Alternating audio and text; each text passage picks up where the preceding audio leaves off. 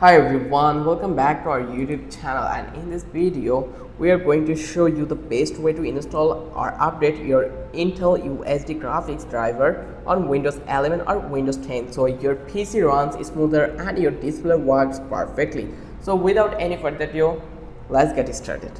So first, check what graphics drive you are now. You just need to press Windows key and then X and select device manager and just click over here device manager and then expand display adapter. So here you can see this one, the display adapter. You just need to expand this one and you will find out that you should use Intel UHD graphics listed there. So I have AMD.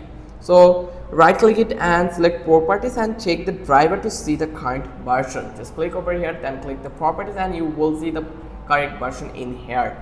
So if you click over here, then you will see that one.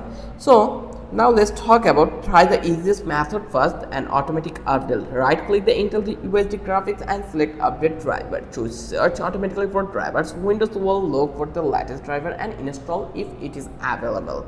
For the latest and the base version, get it directly from Intel. Open your browser and search Intel driver and support assistant. Let's say we are going to use this one, and here we are going to search Intel driver and support assistance, and let's hit enter and you will get this one. From that place you just need to download and run the Intel driver and support assistant. It will scan your PC and show you the newest UHD graphics driver for your model. So that's it. And then once the driver is installed, restart your computer to apply the change. After restarting, your graphics should be sharper, more stable and ready for everyday task or light gaming.